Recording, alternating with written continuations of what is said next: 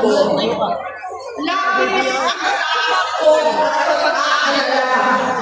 Pinausap ko siya na siya ay nagbabago na. Muli at lagi, hindi ako nawalan ng pag-asa. Ako'y naniwala ulit. Mula noon, nakahanap ko na lang ang nangyari sa kapatid ko ay pinagdalang kaya ang mahal naman ako. Iniisip ko, totoo, dahil ako pinagdalang niya sa tao. Siguro ako na ito. Hanggang ito, nalaman ko, matuloy ang paggamit niya sa mga party na narasalan na nakakahati ng droga. Pinagmamalaki ko ng pagkasawang kaya nila ang microdosing ng cocaine. Hati-hatiin daw para 4 na beses sa isang araw. Hindi mabilis ito. Ang mga doktor pinalabas nila ng mga stem cell. Nagpapalit lang ng dugo, nagpapablood transfusion. Kaya raw, hindi ko maintindihan ang pinagsasabi. Noong 2021, kahit paano, nagkikita kami sa kapag-usap. Sumama siya sa aking talagang hinitunan niya. Naniwala ako kasi sabi niya, gusto niya ng takbo. Ang sabi ko, tulong ba ako sa ako ng aking mga pinakilala ko kay Inday. Naging magkakaroon sila. Pagkatapos nun, nagbilang hindi na niya ako kilala. Kahit si Inday, nagtataas, bigla ko na siya pwera. Kahit gano'n, nakapalayo ako para sa kanya. Kahit si Inday na lang ang aking nakakausap. Hindi ko alam bakit ako nakapang sa headquarters nila sa Mandaluyong. Hindi ko alam bakit walang nag-report sa akin sa totoo lang. Masakit mga aminin. Nung dinidisqualify na siya, halos papamuran ko na sana dahil hindi nagsusunod sa akin wala sa kanyang campaigning na gumagamit na naman siya.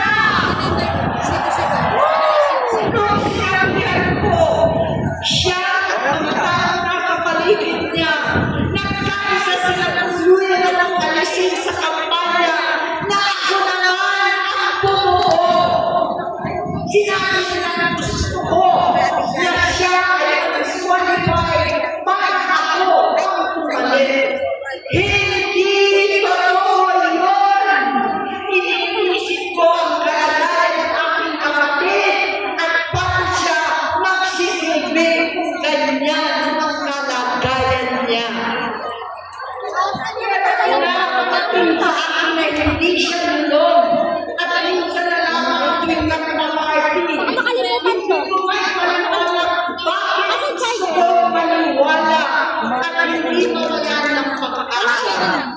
Noong nanalo siya, nagagapin na kamalagay kami sa isa't isa. Maliban sa opisyal na takbuhan at kapag namin, hindi ako sumama sa loob ng 3 taon dyan sa Malacanang. Dahil nalatasan doon ang inuman, ang paggamit nila ng cocaine at mga bawal na gamot.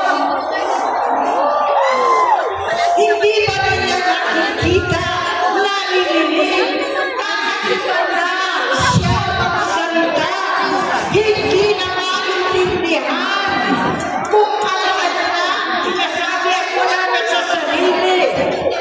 Nagtatago sa kapatitan niya ang mga abuso niya sa droga. At nakuha na ito ng mga nakakapinsalang maling desisyon. Hinayaan niya ang kilos ang mga nakalibot sa kanya. Yung mga umaasamang presidente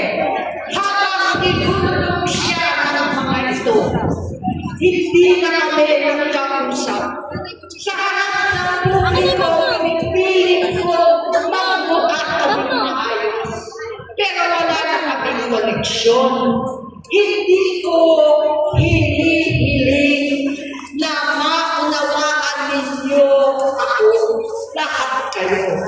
Sa palagay ko, ang makakaunawa lamang sa akin ay ang mga pamilya may pinagdaanan sa adiksyon, sa inom, sa sugal, sa alak, sa bisyo, higit sa lahat, sa droga.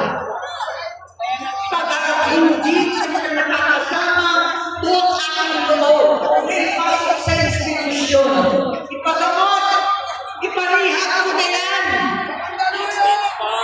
Pero, tuwing maghahap kami noon, hindi kaya ng aking kalooban na gawin yun. Tuwing magsasabi siya sa akin na babago na siya, hindi ko siya kaya ng tinisin. Hindi ko kaya ng magkaya sa kanyang pagkakataon. At sa pagkakasakali, umaasa ako at laging nananalangin na sana. Oo nga, nagbago na siya. Hanggang dumating na 2024 at 2025, yung bisyo niya na ang dahilan ng pagbaha ng korupsyon. Maling mga desisyon, walang accountability, wala nang hustisya. Hindi na niya alam ang nangyayari. Hindi na pinapaalam sa kanya ang mga pangyayari. Sinamantala ng mga ito pagkakit ka ng droga. Kinangkap na nila ang kaban ng bayan habang ang mga dating tumatawag sa amin ng pagnanakaw ay nakakita ng pagkakataon sirain ang lahat. Nagagamit na nila si Bongbong para sirain si Inday. Itinutulak pa nila si Bongbong sa bayan sa Bangin para umasang tagapagligtas. Mula sa pagtraidor at pagpapahama kay Bibi Inday sa confidential funds na katutuusin ng galing naman sa opisina ng Pangulo hanggang sa pagpapadukot sa dating Pangulo Duterte.